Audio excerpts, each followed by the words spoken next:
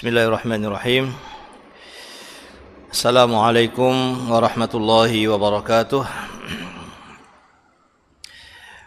Alhamdulillahi rabbil alamin wal aqibatu lil muttaqin wala udwana illa 'alal zalimin. Wassalatu wassalamu ala asyrafil anbiya'i wal mursalin nabiyyina wa habibina wa sayyidina Muhammadin wa ala alihi wa sahbihi ajma'in. Allahumma la ilma lana illa ma 'allamtana wa 'allimna ma yanfa'una. Allahumma ij'al ma nata'allamuhu hujjatan lana la 'alaina. Amma ba'd, fa ma'asyiral muslimat rahimakunallah, ibu-ibu yang dirahmati Allah Subhanahu wa taala. Alhamdulillah, kita panjatkan pujian kita kepada Allah. Kita ucapkan alhamdulillah atas kebaikan-kebaikan yang terus Allah karuniakan kepada hamba-hambanya. Dan pada pagi hari ini kita mendapatkan kebaikan yang besar. Allah mudahkan kita untuk berkumpul di majelis ilmu yang kita berharap dengan majelis ini kita semakin faham terhadap agama Allah, sehingga kita bisa beragama di atas ilmu, bisa beragama di atas petunjuk dari Allah Subhanahu wa taala, sehingga menjadi tanda bahwa Allah menginginkan kebaikan kepada kita. Karena Nabi kita Muhammad SAW bersabda, "Man yuridillahu bihi khairan yufaqihu fid din."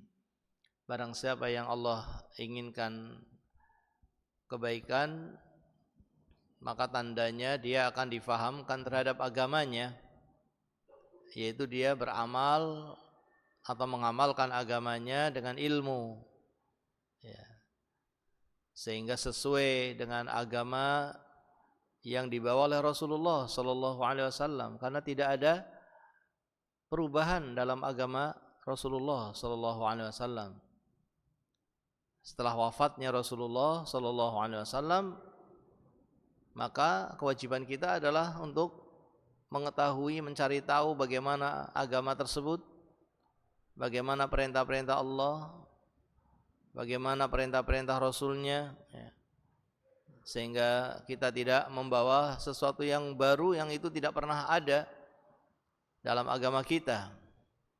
Ya, maka di sini kita butuh ilmu agar kita bisa beramal dengan ilmu, beragama dengan benar. Maka mudah-mudahan Allah Subhanahu wa taala yang telah memudahkan kita untuk berkumpul di majelis ilmu, mudah-mudahan Allah mengaruniakan kepada kita ilmu yang bermanfaat, dan mudah-mudahan Allah Subhanahu wa taala memudahkan kita untuk bisa meluruskan niat, ya, semata-mata mengharapkan balasan di akhirat, semata-mata untuk mencari ridhonya Allah Subhanahu wa taala, dan juga dalam rangka untuk mengikuti Rasulullah sallallahu alaihi wasallam.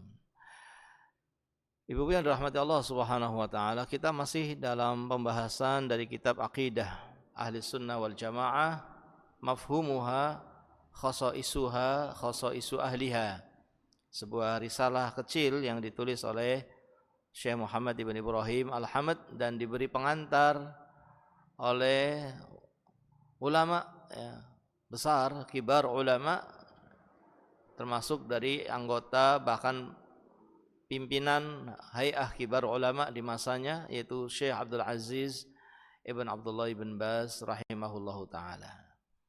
Dan kita masih dalam pembahasan tentang keistimewaan Ahlus Sunnah, keistimewaan orang-orang yang berjalan di atas manhaj Ahlus Sunnah, yaitu yang berjalan di atas jalannya Rasulullah sallallahu alaihi wasallam dan para sahabatnya. Di antara keistimewaan mereka dikatakan dalam kitab ini adalah uh, hum ahlud dakwah ilallah. Mereka ahlus sunnah wal jamaah adalah ahlud dakwah, orang-orang yang menunaikan kewajiban berdakwah ilallah, kepada Allah subhanahu wa ta'ala. Mengajak kepada Allah, namanya juga ad-da'wah ilallah, mengajak kepada Allah subhanahu wa ta'ala, mengajak kepada apa yang diridhoi oleh Allah, mengajak kepada agama yang diturunkan oleh Allah subhanahu wa ta'ala. Itulah ahlus sunnah. Mereka ahlud dakwah, mereka menunaikan kewajiban berdakwah. Dan berdakwah ini kewajiban yang pendapat yang benar insyaallah bahwa hukumnya pada asalnya adalah fardu kifayah. Pada asalnya adalah fardu kifayah. Ya, ini kalau sudah ada yang menjalankan, gugur bagi yang lainnya. Namun bisa jadi menjadi fardu ain dalam kondisi tertentu. Ya. Ketika tidak ada yang menunaikannya di satu tempat, ya, ketika tidak ada yang melakukannya di satu tempat, maka bisa jadi menjadi fardu ain bagi dia. Ya. Misalnya di satu tempat tidak ada yang berdakwah di situ, sementara yang memungkinkan hanya dia, maka bisa jadi itu menjadi fardu ain, meskipun pada asalnya adalah fardu kifayah. Sebagaimana disebutkan oleh Syekhul Islam Ibnu Taimiyah rahimahullah, anna da'wah ila Allah tajibu ala kulli muslimin lakinnaha fardun 'alal kifayah. Wa inna ma yajibu 'ala ar-rajul al-mu'ayyan min dzalika ma yaqdir 'alaihi idza lam yakum bihi ghairuhu. Nah, yakni dakwah mengajak kepada Allah wajib bagi setiap muslim, tetapi wajibnya adalah wajib kifayah, meskipun bisa jadi akan menjadi hal yang wajib ain pada beberapa keadaan, ya, bagi orang yang mampu ketika tidak ada yang melakukannya, tidak bisa melakukannya kecuali dia. Ya, begitu pula dikatakan oleh Syekh Abdul Aziz bin Abdullah bin Baz rahimahullahu taala yang memberikan pengantar pada kitab ini. Beliau mengatakan ad-da'wah ilallah fardu kifayah. Berdakwah kepada Allah itu hukumnya fardu kifayah. Kal amri bil ma'ruf wa nahi 'anil munkar. Sebagaimana amar ma'ruf nahi munkar. Ini sudah kita bahas pada pertemuan yang lalu tentang amar ma'ruf nahi munkar. Idza qama bihi man yakfi saqata 'anil baqi. Kalau sudah ada yang menjalankan, maka gugur bagi yang lainnya. Nah, fa idza tawalla da'wah ila Allah man fihim al-kifayah fil qaryah atau fil qabilah atau fil madinah kafa. Ya, kalau sudah ada yang menjalankan dakwah itu di satu kampung atau di satu suku, di satu qabilah, di satu kota, maka kalau sudah ada yang menjalankan cukup. Tapi jika tidak, wa idza lam yakfu, ya, tapi kalau tidak mencukupi, misalnya kotanya luas, daerahnya luas, al-qaryah wasi'ah, al-madinah wasi'ah, awil qabilah wasi'ah, wajib 'ala man 'indahu 'ilmun an yusyarika fi da'wa ila Allah subhanahu wa ta'ala hatta tahsul al-kifayah wa ta'mim. Nah, ya, jadi asalnya fardu kifayah, namun bisa menjadi fardu ain dalam kondisi tertentu, ya. Nah, dan kalimat fardu kifayah, ya, wajib yang mencukupi bagi salah satu yang sudah menjalankan maka tidak mewajibkan bagi yang lainnya. Ini juga sifatnya nisbi, ya. Sifatnya nisbi. Nah, jadi bisa jadi wajib bagi satu orang, ya, dan yang lainnya jadi sunnah, bisa jadi wajib bagi semuanya. Wallahu ta'ala a'lam bissawab. Yang jelas Ahlus Sunnah wal Jamaah menjalankan kewajiban ini, menunaikan tanggung jawab ini Dikatakan dalam kitab ini fahum yad'una ila dinil Islam. Mereka ahlu sunnah mengajak manusia kepada agama Islam. Sebagaimana yang dilakukan oleh para rasul, dilakukan oleh para nabi, utusan Allah Subhanahu wa taala. Mereka diutus oleh Allah untuk berdakwah. Ya. Dan ahlu sunnah kenapa melakukannya? Karena mereka pengikut Nabi SAW. Nabi disuruh untuk mengumumkan kepada umatnya. Nabi disuruh untuk mengumumkan kepada umatnya, "Qul hadhihi sabili." Katakanlah wahai Muhammad, sampaikan kepada umatmu, hadhihi sabili, inilah jalanku. Ad'u ila Allah, yaitu mengajak orang kepada Allah. Ya, ad'u ila Allah ala basirah, di atas ilmu. Mengajak kepada Allah di atas ilmu. Nah, ini ketentuan dalam mengajak, ya. Harus dia memiliki ilmu apa yang dia sampaikan. Jadi tidak mengajak dengan sesuatu yang itu adalah datangnya dari diri sendiri, tidak. Tapi dia mengajak sesuatu yang itu diturunkan oleh Allah Subhanahu wa taala. Maka apa yang dia sampaikan adalah sesuatu yang datangnya dari Allah Subhanahu wa taala, perintah dari Allah, syariat dari Allah Subhanahu wa taala. Ini jalannya Nabi SAW. Ad'u ila Allah ala basirah, ana wa manittaba'ani, aku dan orang-orang yang mengikuti aku. Ini juga jalannya orang-orang yang mengikuti Rasulullah sallallahu alaihi wasallam. Maka pada awalnya ini tugas Rasul. Namun kemudian ini juga menjadi tugas pengikut para Rasul. Yang betul-betul mengikuti Rasul, maka dia akan menjalankan tugas ini. Karena Nabi disuruh oleh Allah untuk menyatakan, inilah jalanku dan inilah jalannya orang-orang yang mengikuti aku. Ana wa manittaba'ani. Subhanallah wa ma ana minal musyrikin. Kemudian beliau mensucikan Allah dan beliau menyatakan, saya bukan termasuk dari orang-orang musyrik. Saya berlepas diri dari orang-orang musyrik. Ya, sehingga seorang dai tidak mungkin dia itu musyrik, ya. Tidak mungkin seorang dai adalah seorang yang justru beribadah kepada selain Allah, atau mengajak untuk beribadah kepada selain Allah Subhanahu wa taala. Ya. Ya. Apapun yang diibadahi, kalau itu adalah selain Allah, apapun yang diibadahi jika itu adalah selain Allah, maka itu syirik. Ya. Maka di sini mencakup syirik yang beribadah kepada patung maupun syirik yang beribadah kepada pohon, syirik yang beribadah kepada batu, syirik yang beribadah kepada kuburan sekalipun. Ya. Ada orang-orang yang beribadah kepada kuburan orang soleh, meminta kepada yang sudah meninggal di kuburan tersebut agar meminta kepada Allah. Dia panggil nama orang yang sudah meninggal tadi, dia berdoa kepadanya, dia istighosah, meminta pertolongan kepada orang yang sudah meninggal dengan mendatangi kuburannya. Sama saja. Ya, sama saja. Syirik itu adalah beribadah kepada selain Allah Subhanahu wa taala, dan Nabi SAW berlepas diri dari seluruh kesyirikan dan seluruh orang-orang yang berbuat kesyirikan. Ya, sehingga bukan hanya orang-orang syirik yang mungkin dianggap sebagai syirik itu beribadah kepada patung saja, tidak.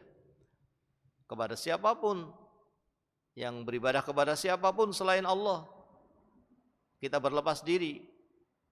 Dan begitulah para dai yang mengajak kepada agama Allah berlepas diri dari kesyirikan, berlepas diri dari orang-orang musyrikin dengan berbagai jenis kesyirikannya, dengan berbagai macam kesyirikannya.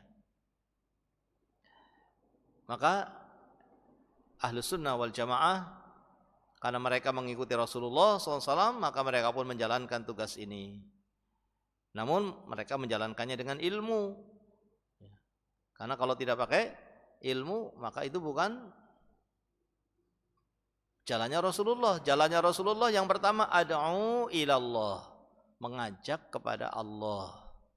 Bukan mengajak kepada dirinya, bukan mengajak kepada kelompok-kelompok tertentu, tidak, mengajak kepada Allah Subhanahu wa taala.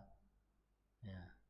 Dan ala basirah, dan dia juga di atas ilmu terhadap apa yang dia ajak tadi.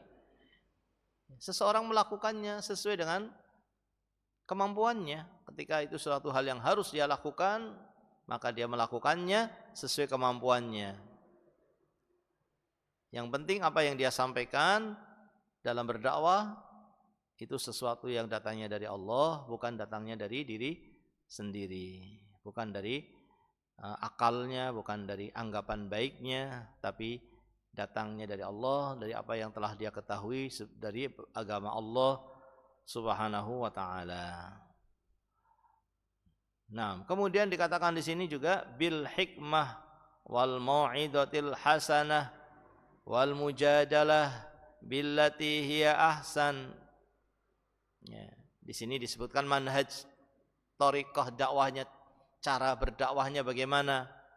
Ini sesuai dengan apa yang disebutkan di dalam firman Allah Subhanahu wa taala, ud'u ila sabili rabbik bil hikmah wal mau'izatil hasanah wajadilhum billati hiya ahsan. Ini cara yang sudah diberitakan kepada kita oleh Allah bagaimana cara melakukannya. Pertama bil hikmah, caranya dengan ilmu. Hikmah itu yang pertama maksudnya dengan ilmu. Yang kedua meletakkan sesuatu pada tempatnya. Pertama dengan ilmu, tidak dengan kebodohan, tidak dengan kejahilan. Menyampaikan agama tapi dengan kejahilan, tanpa ilmu. Nah, ini tidak hikmah. Yang kedua, dia tempatkan pada tempatnya. Mengajak orang yang jahil, yang belum tahu agama, beda dengan mengajak orang yang sudah tahu. Ya. Mengajak masyarakat awam berbeda dengan mengajak penguasa. Nabi Musa alaihissalam diperintahkan oleh Allah untuk mengajak penguasa, yaitu Fir'aun pada saat itu. Bagaimana perintah Allah kepada Nabi Musa? Wa qula lahu qawlan layyina.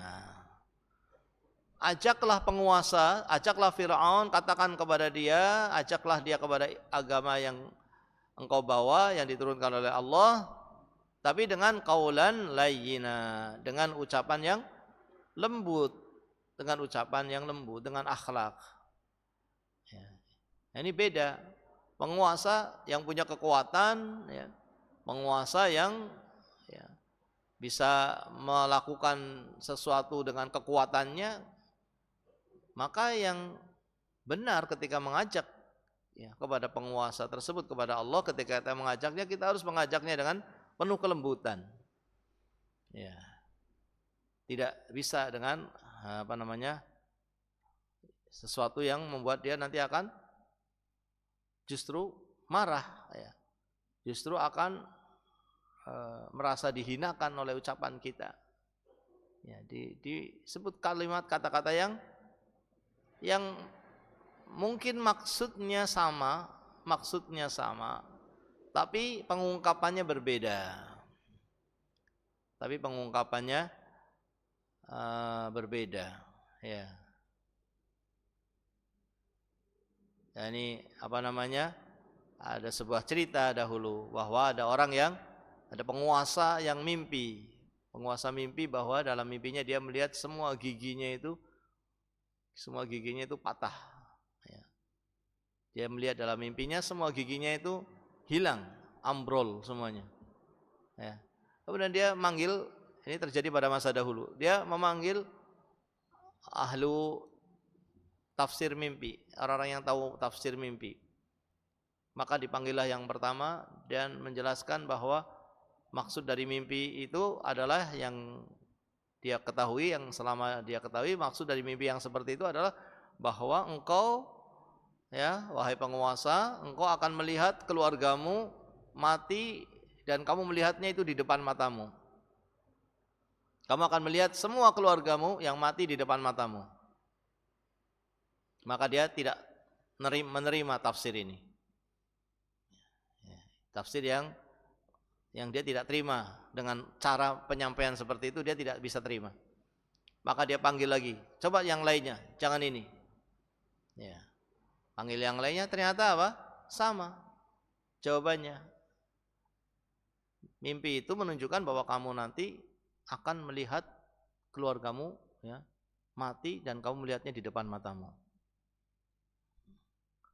Sampai yang ketiga, sampai akhirnya, dan semuanya ditolak sampai akhirnya didatangkan satu orang yang mengungkapkan dengan ungkapan lain, yaitu dengan ungkapan bahwa kamu adalah orang yang nanti terakhir mati dari keluargamu, yang lainnya meninggal lebih dulu dan kamu yang terakhir.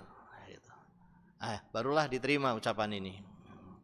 Padahal ya sama dengan yang sebelumnya, bahwa yang lainnya akan mati di depannya, tapi dia ungkapkan dengan ungkapan yang lain, semua tidak diterima. Jadi bagaimana seseorang itu ya, menempatkan pada tempatnya kalimat-kalimat, kata per kata yang sesuai, tidak sama antara mengajak anak-anak dengan mengajak orang tua, tidak sama mengajak pejabat dengan mengajak masyarakat biasa. Ya. Bagaimana mengajak orang yang berilmu. Ya. Nabi kita Muhammad SAW ketika mengutus sahabat Mu'adz bin Jabal, beliau mengatakan, innaka ta'ti qauman min ahlil kitab. Yang kamu akan datangi adalah ahlul kitab. Ahlul kitab, orang-orang yang berilmu, telah turun kepada mereka kitab. Maka Nabi memberitakan ini kepada sahabat Mu'adz bin Jabal untuk dia nanti menghadapinya dengan hikmah, untuk dia nanti menyampaikannya dengan hikmah, menempatkan pada tempatnya, ya, menempatkan kalimat pada tempatnya, ya, menyampaikan dengan tepat pada tempatnya, menyampaikan dengan ilmu dan kemudian tepat, ya, sesuai dengan keadaan orang yang dia ajak. Ya. Ini namanya hikmah. Kemudian yang berikutnya wal mau'izah al hasanah.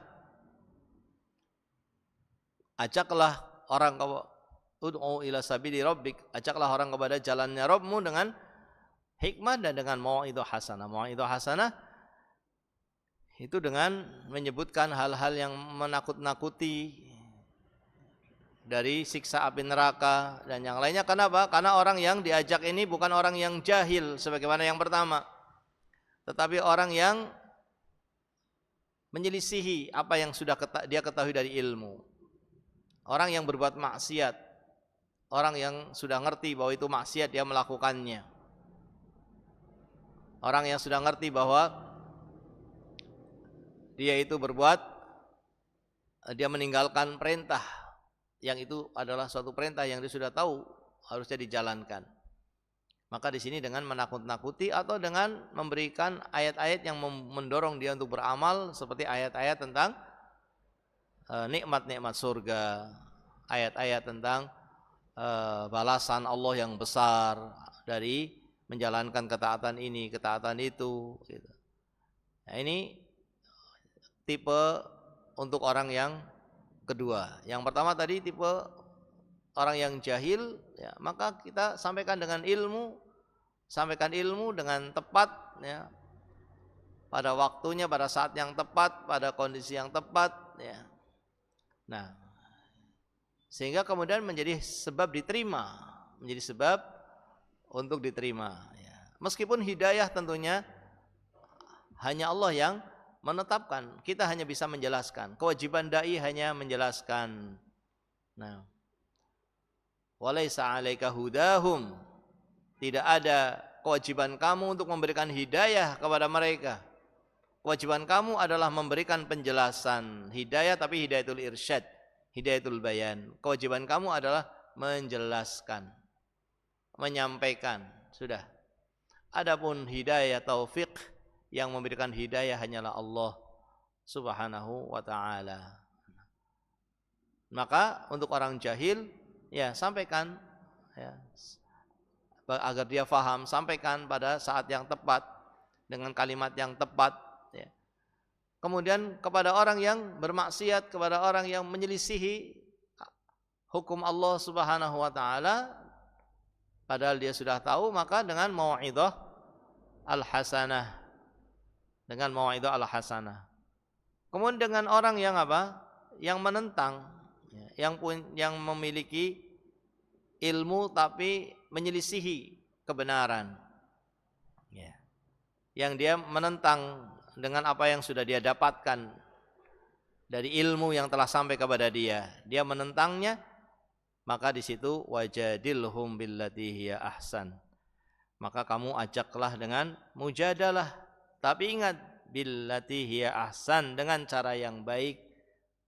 Berdialog, berdebat, tapi dengan cara yang baik. Kalau dia memang kamu lihat menginginkan kebenaran, maka kita layani, tapi dengan cara yang baik, dengan kata-kata yang baik, dengan niat yang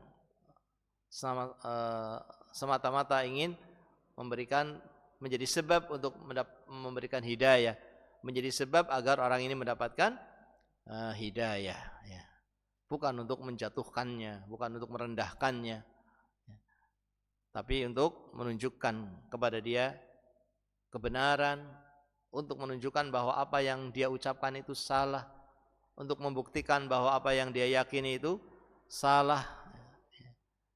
Karena terkadang ada orang yang sudah dapat ilmu dari sebelumnya, yang kemudian ketika kita sampaikan kebenaran, dia menganggap kita justru orang yang menyampaikan kebatilan. Ketika kita mengajak misalnya orang untuk beribadah kepada Allah Subhanahu wa taala dan meninggalkan sesembahan selain Allah, termasuk di dalamnya adalah beribadah kepada orang soleh misalnya. Tidak boleh kita mengarahkan ibadah kepada orang soleh.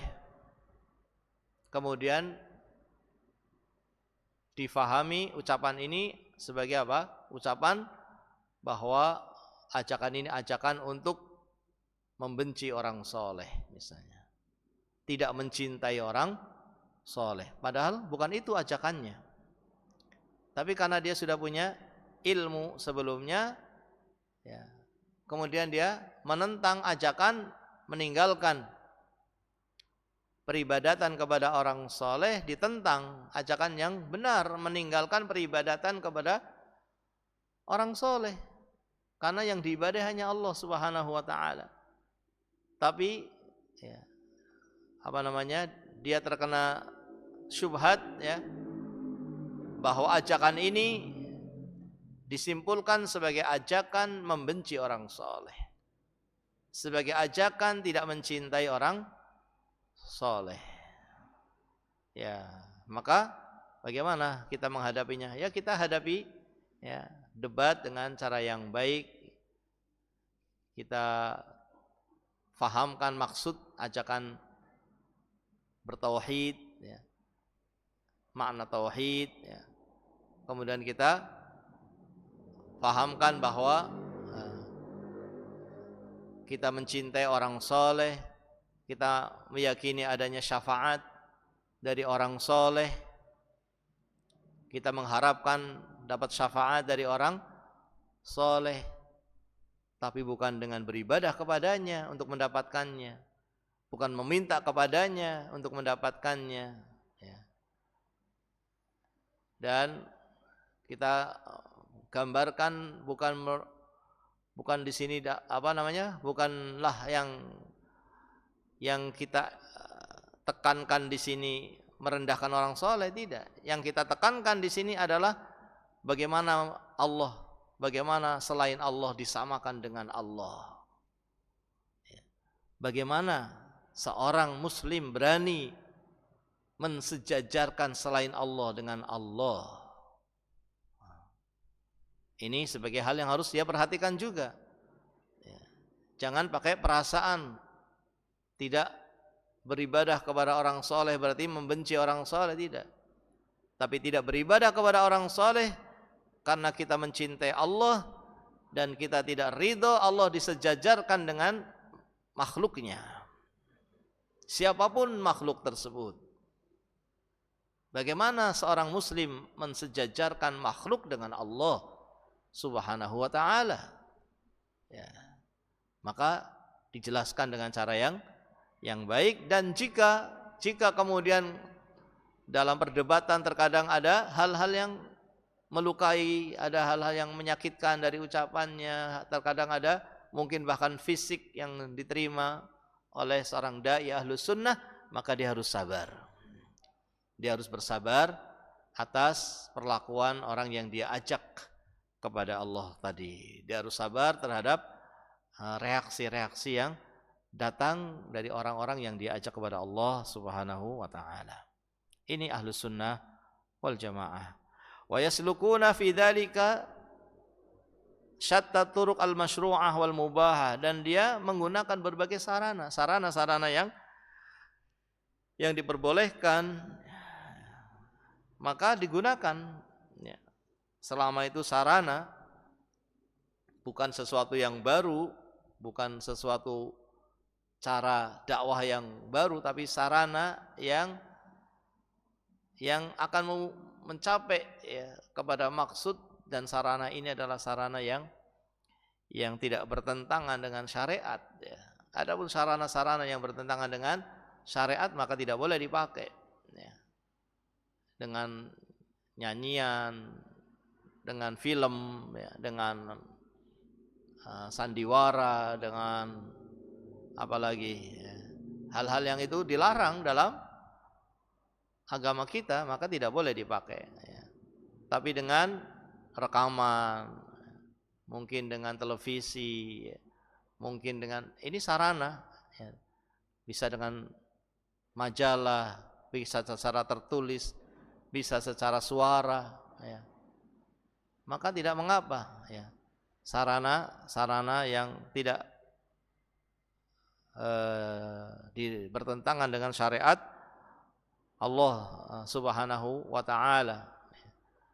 Nah, adapun dengan sarana-sarana yang itu diharamkan, maka itu tidak dilakukan oleh ahlus sunnah wal jamaah. Hatta ya'rifa an-nas rabbahum, sehingga maksud dari dakwah ini adalah agar manusia mengenal Rabb mereka. Mengenal Rabb mereka dalam artian akhirnya meninggalkan semua sesembahan-sesembahan selain Allah. Itu orang yang sudah mengenal Allah. Ini maksud, di antara maksud dari dakwah ini. Agar manusia mengenal Rabb-nya.